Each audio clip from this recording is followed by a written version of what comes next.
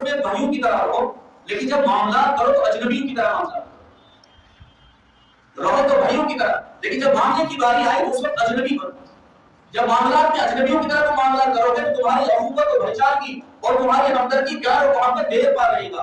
अगर तुमने मामला में गड़बड़ किया कि भाई कोई मसला नहीं है, भाई है या हमसाया है या ये है वो है, अगर ये किया तो वह इससे तुम्हारी रिश्तेदारियां भी अल्लाह ताला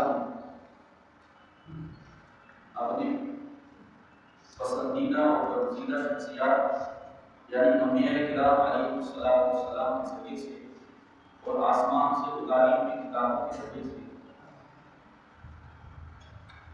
मेरी और आपकी नजरी माँ की गोद से लेकर खबर में उतरने तक मेरी और आपकी नजरी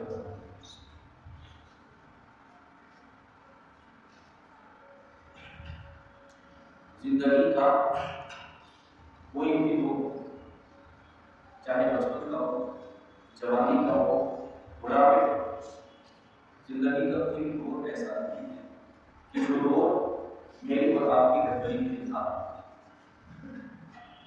बल्कि माँ की गोद से क्या, जबकि माँ की पेट में बच्चा हो तब से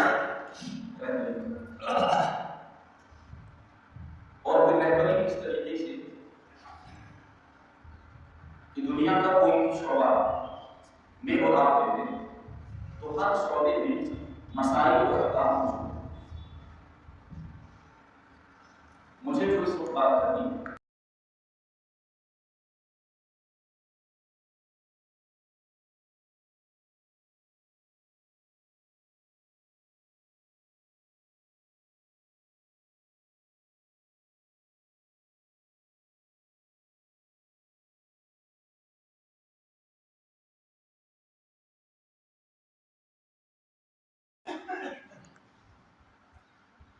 दीन के जहां बहुत शोबे हैं, उन शोबों में से एक शोबा इबादत है।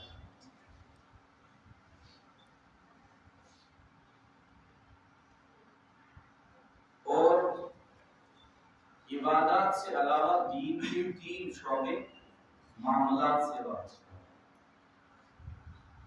एक शोबा इबादत से वाबस्ता और 3 शोबे, ऐसा समझो कि एक शोबा मस्जिद से वाबस्ता और 3 शोबे दीन के वो हैं जो मस्जिद से बाहर की जिंदगी के साथ, जिसको आसान लफ्जों में मैं और आप मामलात की दुनिया है। एक मुसलमान सिर्फ मस्जिद की 4 दीवारी के अंदर मुसलमान न हो, बल्कि एक मुसलमान जिस तरह मस्जिद की 4 दीवारी के अंदर मुसलमान है, ऐसे ही ईमान वाला बाजार में हो, देहात में हो, दुकान पर हो, खेतों में हो, इंसाफ की कुर्सियों पर हो, जहां जहां भी हो, ईमान का मुतालबा है कि ईमान वाला वहां भी ईमान वाला। या अय्युहल्लज़ीना आमनु दुखुलू फिस्सिल्मी काफ़ा, ए ईमान वालों तुम कामिल के कामिल दीन के अंदर दाखिल हो जाओ। ये कामिल और मुकम्मल दीन में आने का मतलब क्या है कि कहीं मैं और आप दीन को महदूद न करें मस्जिद की 4 दीवारों पर।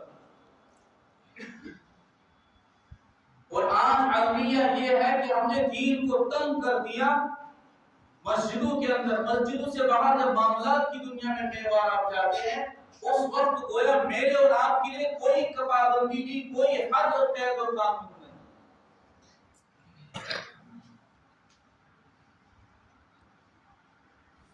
तो कुरान पाक में या अय्युहल्लज़ीना आमनू ला ताकुलू अमवालकुम बैनकुम बिल बातिल इल्ला अन तकूना तिजारतन औ तरादिन मिनकुम। जब भी बाहमी कोई मामला करो, जब भी कोई मामला बाहमी करो, तो उस वक्त तुम्हें यह एहसास होना चाहिए कि मैं ईमान वाला हूं। लेकिन हमारे मामला उलझे हुए, हमारे मामलात इंतहाई उलझे हुए, जिसका न सर है न पांव।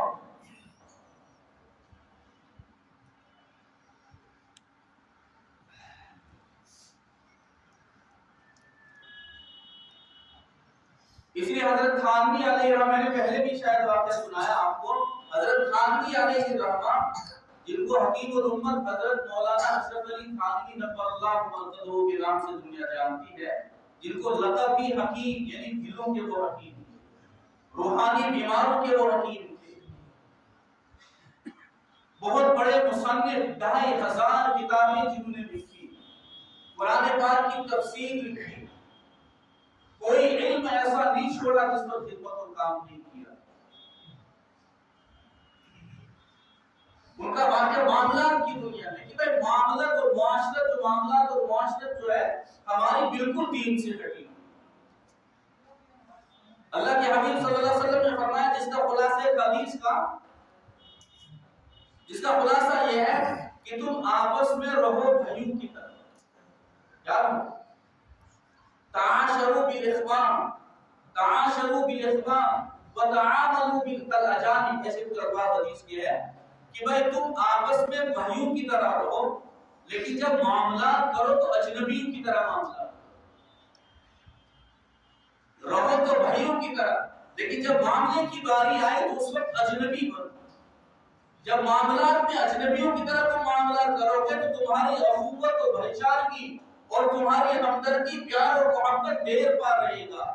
अगर तुमने मामलात में गड़बड़ किया कि भाई कोई मसला नहीं है, भाई है या हमसाया है या ये है वो है, अगर ये किया तो वह इससे तुम्हारी रिश्तेदारियां भी खत्म होंगी, तुम्हारी अखुवत और भाईचारगी भी तार-तार हो जाएगी, अगर तुमने मामलात में अजनबी नहीं बने।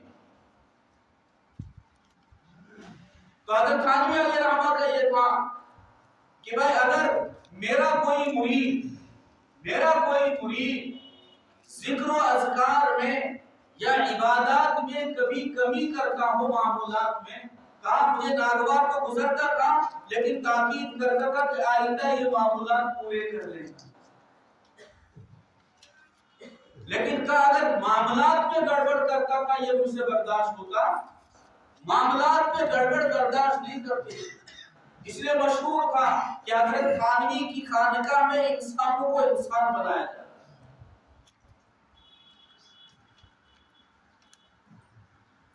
वो वाक़या मैंने पहले भी सुना है, उनके एक बहुत बड़े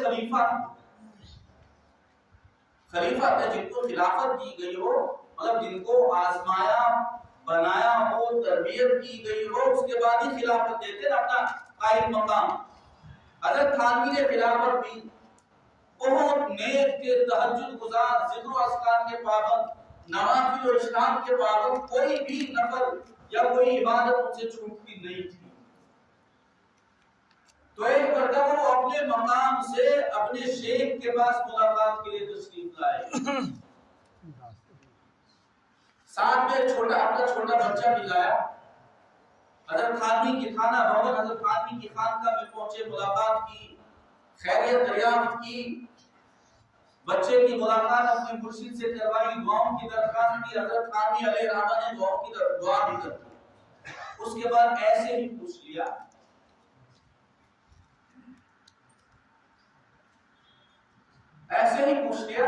कि भाई आप बजरिए बस आए या बजरिए ट्रेन आपसे सफर किया। हज़रत थानवी ने सवाल किया तो उनके जो खलीफा थे उन्होंने जवाब दे दिया, हज़रत हम बजरिए ट्रेन आए। तो कहा अपनी टिकट भी निकलवाई, इस बच्चे की भी निकलवाई टिकट, कहा हज़रत इसकी टिकट भी निकलवाई है, बगैर टिकट के नहीं लाया, उसकी भी टिकट कटवाई। कहा हाफ टिकट काटी या पूरी टिकट काटी? बच्चे की उम्र 13 साल, बच्चे की उम्र 13 साल। कहा इसकी पूरी टिकट कटवाई या आधी टिकट कटवाई? कहा नहीं हज़रत मैंने आधी टिकट कटवाई, छोटा बच्चा आधी टिकट। तो हज़रत थानवी ने सवाल किया, आपको ये मालूम है हुकूमत का, गवर्नमेंट का कानून क्या है? कहा मुझे मालूम है, अगर 12 साल या 12 साल से नीचे वो बच्चा तो उसकी आधी टिकट कटती है, 12 साल से ऊपर जब बच्चा जाए तो उसकी फिर मुकम्मल पूरी टिकट कटती है। तो हजरत खानी ने सवाल किया, तो आपका बच्चा जब 13 साल का है तो आपने इसकी आधी टिकट क्यों कटवाई? कहा हजरत उम्र तो है इसकी 13 साल, लेकिन कद में लगता है ये 12 साल उससे छोटा, इसलिए आधी टिकट कटवाई।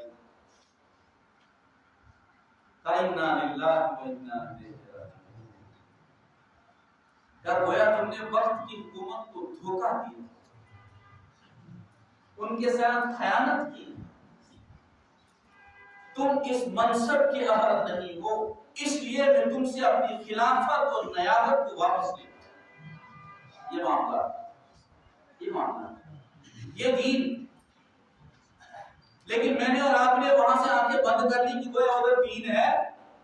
अगर मौका मिले छोटा बच्चा तो क्या, बड़े को भी अगर मौका मिले तो हम चाहते हैं कि फ्री में ही सारा हो जाता, गवर्नमेंट खजाने पर हम डाका डालते, फिर भी ईमान वाले ईमान नहीं है।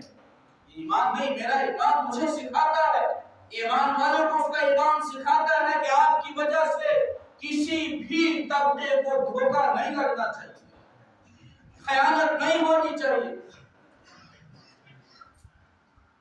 तुम तहज्जुद के भी पाबंद हो, तुम जिक्र अज़कार के भी पाबंद हो, तुम्हारी पेशानियों पर सजदे के भी निशान है, लेकिन अगर तुमने वक्त की हुकूमत के साथ धोखा किया, झूठ बोला, तो तुम्हारी ये इबादतें तुम्हें जन्नत में ले जाने के लिए काफी नहीं है। मेरे और आपके मामला उलझे हुए, न सर है न पाँव का मामला।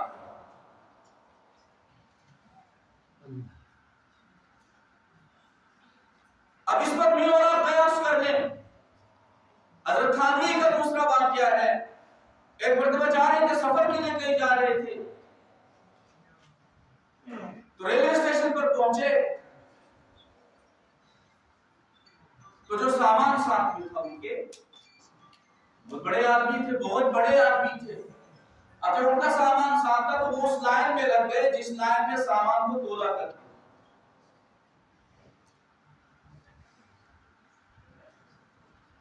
तो स्टेशन पर बात फैल गई कि हजरत खानवी अलैहिर्रहमान स्टेशन पर आए। तो जो गार्ड वहां थे वो जानते थे उनको, तो तलाश करते करते लाइन में पहुंच गए। कहा आप लाइन में खड़े मत रहो। कहा क्यों? लाइन में क्यों खड़ा नहीं हो? मेरे साथ तो सामान है, इसको मैं तोड़वाऊंगा, अगर जायद होगा तो उसकी पैसे कटवा के सफर करूंगा। तो उस गार्ड ने कहा कि हजरत ऐसा मत करें, मैं आपके साथ, आपको कोई नहीं पूछेगा, आप चले ऐसे। तो हजरत खानवी ने बड़ा हकीमाना से जवाब दिया, कहा भाईजान मुझे बताओ आप मेरे साथ कहां तक आओगे, कहां तक मेरे साथ आओगे? कहा हजरत मैं फलाने स्टेशन तक आपके साथ। हजरत खानवी ने फरमाया मुझे उस स्टेशन से आगे जाना। कहा हजरत कोई बात नहीं, मैं दूसरे को बता दूंगा, वो आपके साथ वहां से आगे बोलेगा, कोई आपको रास्ते में नहीं पूछेगा। कहा वो दूसरे वाला कहां तक मेरे साथ होगा? कहा वो तो आगे तुम्हारा सफर उससे पहले खत्म होगा। कहा नहीं, मेरा सफर पहले खत्म नहीं होगा, मेरा सफर तो कब्र तक है, मेरा सफर तो कब्र तक है। तुम्हारा चौकीदार या तुम्हारा डीटी या तुम्हारा निगरान स्टेशन तक साथ आएगा, कब्र में मेरे साथ वो नहीं आएगा। कब्र में अगर अल्लाह ने पूछा तुमने वक्त की हुकूमत को धोखा दिया है, उस वक्त मुझे मेरा कौन मुसाने हाल होगा, मुझे कौन जवाब दे, मेरा कौन जवाब दे, मुझे कौन बचाएगा अल्लाह के अज़ाब से? ये मामला ये दीन है। लेकिन इस दुनिया में मैं और आप बिल्कुल खोए, हमारे मामला उलझे हैं। बास पूछ का कोई डर नहीं, बेदरेग हुकूमत गवर्नमेंट की चीजों को मैं और आप बेदरेग इस्तेमाल कर रहे हैं, गोया ये एहसास ही नहीं है, गोया मेरे और आपके लिए माले गनीमत है।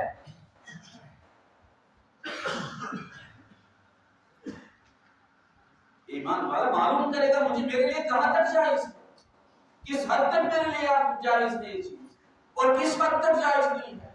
ये मामला है।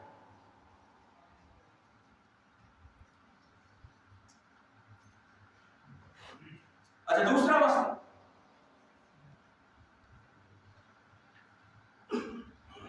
मैं और आप जब मामला आपस में करते हैं, दूसरे की बात तो सुनो। शरीयत कहती है बाप और बेटे, है ना, बाप और बेटे अपने मामला वाज़ेह करो, वाज़ेह कर दो। वो कैसे? मिसाल के तौर पर बाप की दुकान चल रही है दुकान, बच्चों में से एक बच्चा दुकान, बड़ा वाला, दरमियानी वाला या छोटा वाला, चल रहा है कारोबार, चल रहा। अल्लाह ना करे बाप का इंतकाल के बाद अब वो दुकान किसकी है? सवाल है वो दुकान किसकी? सवाल ये होगा कि सबकी, है ना? लेकिन जिस नौजवान ने, जिस बेटे ने अपनी आधी उम्र दुकान पर लगाई, उसको क्या मिला? जिस असना में दूसरे भाई दूसरे काम, तालीम या दूसरी चीजें करते थे, इसने अपनी आधी जवानी लगा दी दुकान। आया ये इस कारोबार में बाप के साथ शरीक था, मुलाजिम था, मुआविन था, क्या वाज़ेह है? वाज़ेह नहीं कि भाई ये क्या था। अब जब बाप का इंतकाल होगा, उसके बाद दूसरी खामी क्या होगी? शरीयत ये कहती है जो ही इंतकाल हो जाए फौरन विरासत को तकसीम कर। दफन हो गया तो विरासत तकसीम, पहला काम ये विरासत तकसीम। लेकिन होता, एक वाक़या लिखाऊं कि भाई एहतियात इस्लाम है क्या? हज़रत मौलाना मुफ्ती शफी साहब ने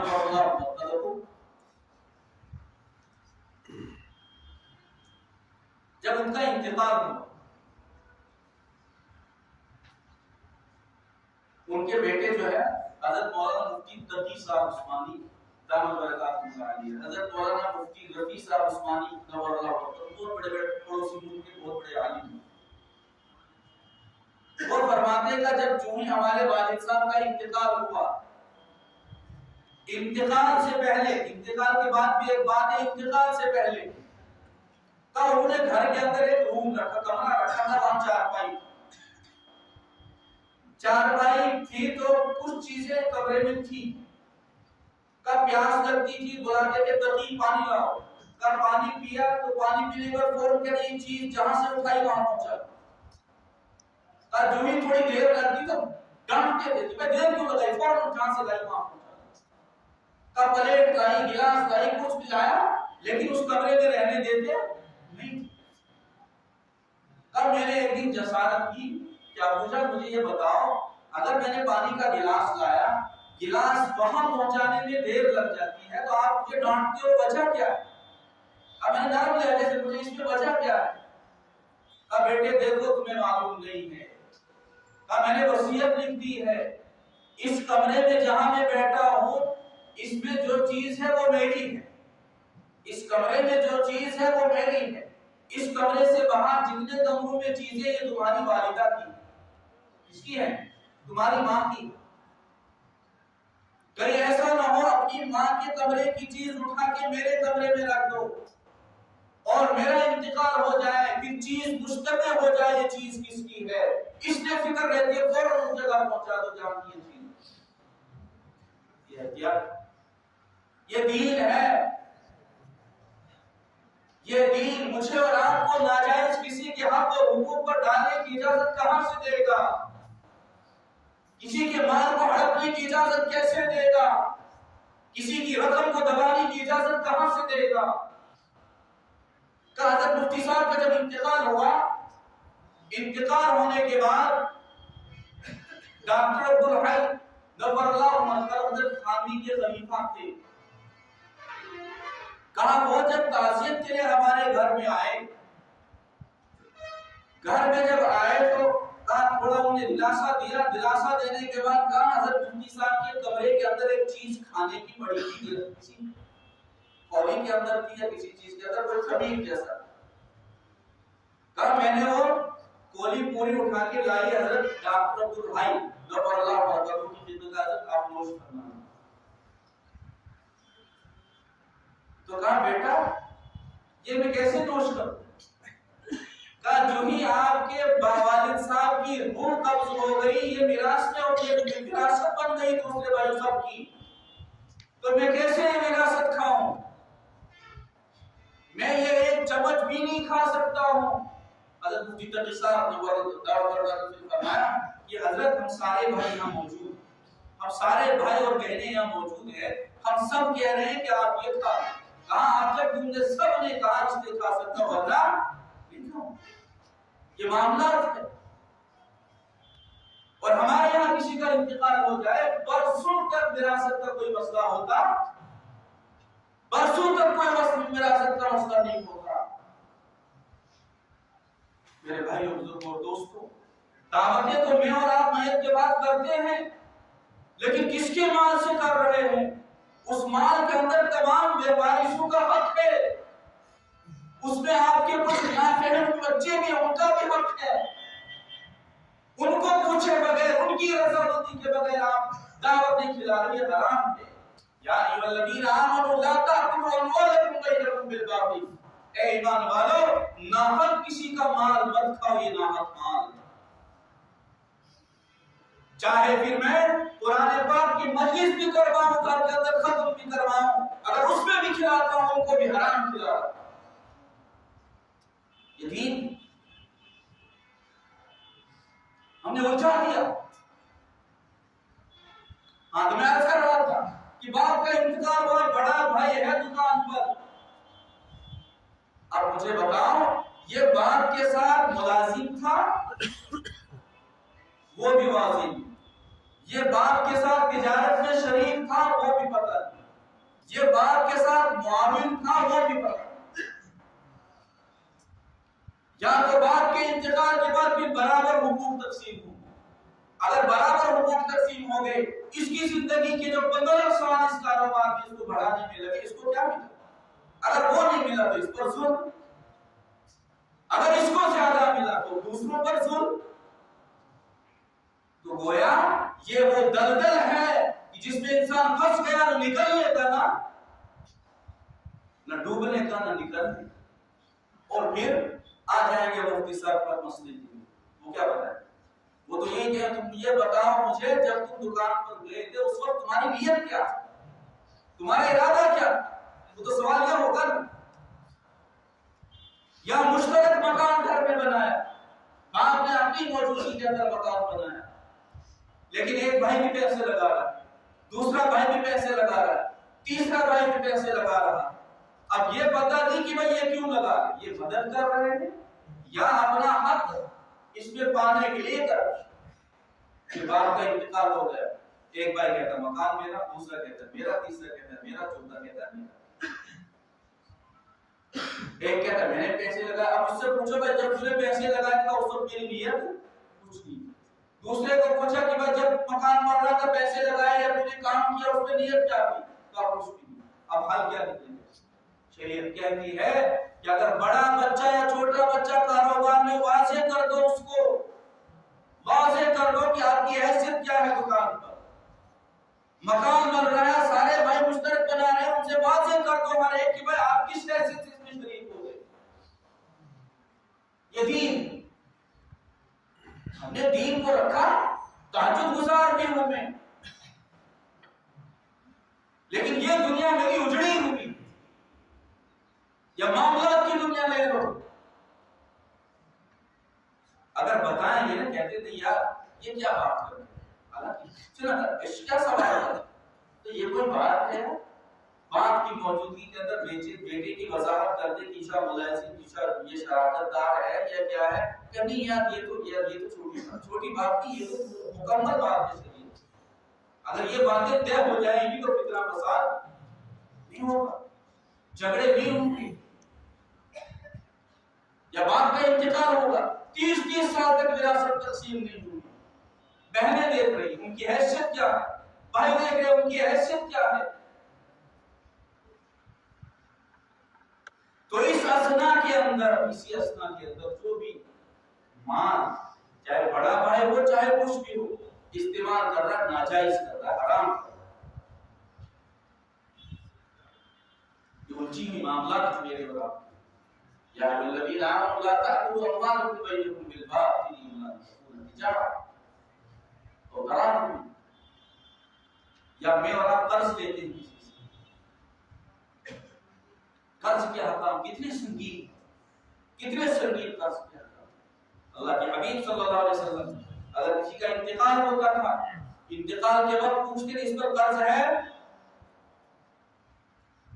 अगर बताते कर्ज है, कहा इसकी विरासत से इसका कर्ज अदा करो, फिर उसकी नमाज जनाजा होगी, वरना नहीं होगी।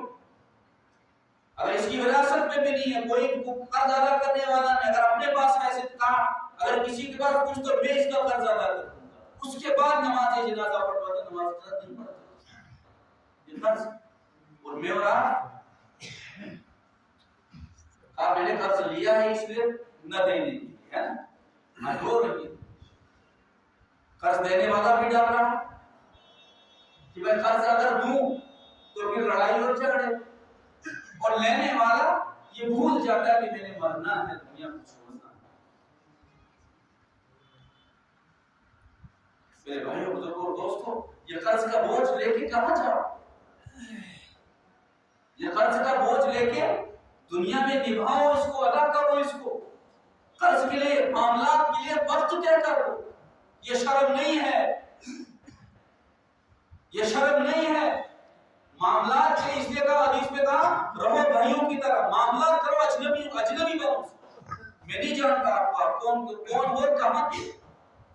जब कोई बंदा है हमारे पास ऐसा है जिसको मैं ना जानता हूं ये कहां का है, क्यों आया है, इसका नाम क्या है, इसकी पीछे कौन है, आगे कौन ना जानता हो, उसके साथ जब मैंने और आपने मामले कर रहे हो तो कितनी एहतियात से मैं और आप मामला तय करें कि भाई क्या भरोसा ये मिलेगा ना मिले, इसके किसको पकड़ो।